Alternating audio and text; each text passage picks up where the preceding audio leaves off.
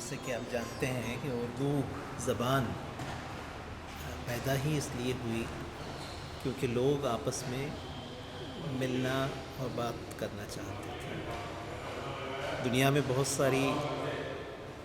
زبانیں ہیں، بہت ساری لینگویجز، بہت ساری بھاشائیں ہیں، اور وہ اپنے اپنے مخصوص وجوہات کی بنا پر ان کی عالم وجود میں آئی ہے۔ اردو کی بڑی دلچسپ کہانی یہ ہے کہ جیسے فراق نے کہا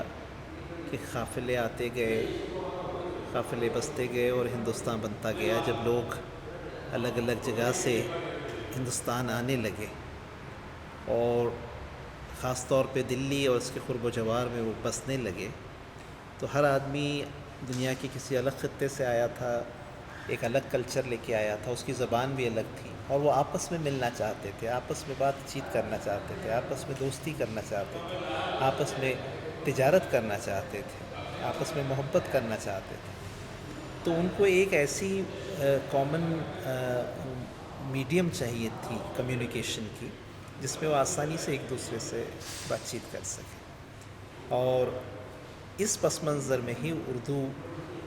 پیدا ہوئی اور پھولی پھلی دلی کے قرب و جوار میں، اس علاقے میں۔ اسی لیے اردو کو جو ہے زبان دلی بھی کہا جاتا ہے۔ آج بھی لوگ دلی میں آتے ہیں، دلی میں بستے ہیں، اور آج کا بڑا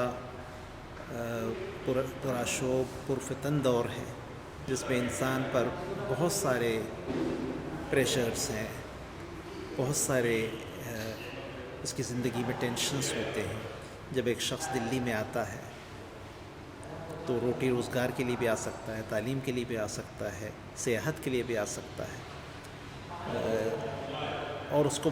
ہر قسم کے مسائل بھی درپیش ہوتے ہیں اتنے بڑے شہر میں، اور بہت سارے مواقع بھی ملتے ہیں، اس کو اپرچونٹیز بھی ملتی ہیں۔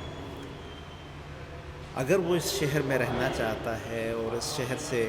بھرپور طور پہ مستفید ہونا چاہتا ہے، تو اردو جیسی زبان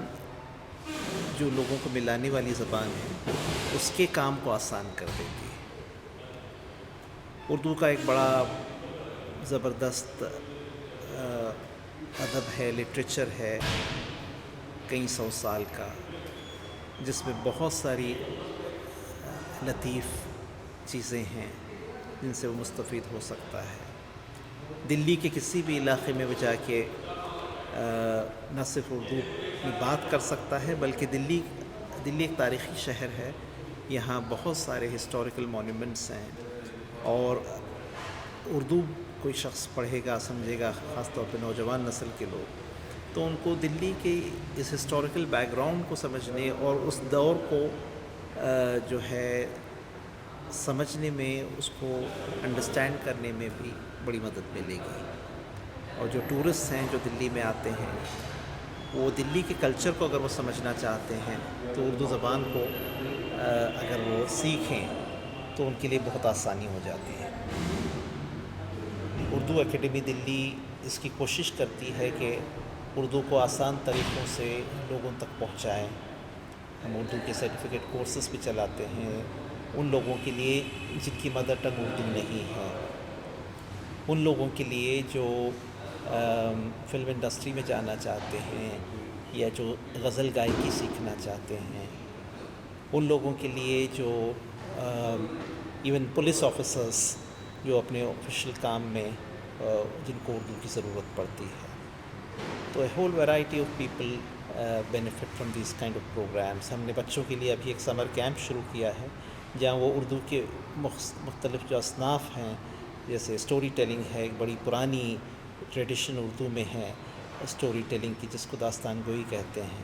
اس کو وہ سیکھیں۔ وہ جو ہے کیلیگرافی کو سیکھیں، جو دنیا کی جتنی لینگویجز ہیں اس میں ایک بڑی ریئر چیز ہے، جو بیوٹیفائڈ اسکرپٹ سکھائی جاتی ہے۔ وہ جو ہے اردو اپریسیشن سیکھے، اردو کی جو ہے الگ الگ جو ہے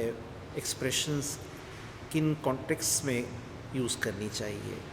تو ایسی بہت ساری چیزیں ہیں جو بچے سیکھ رہے ہیں اور ان کی پرسنالٹی سے ڈیولپ ہوتی ہے، نکھرتی ہیں، سنورتی ہے۔ یہ ساری چیزیں اردو اکیڈمی بھی کر رہی ہے اور بہت سارے اور ادارے بھی کر رہے ہیں۔ تو ان ساری چیزوں سے young people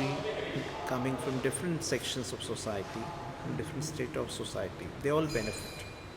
And we do hope that we'll continue doing this work for the people of Delhi.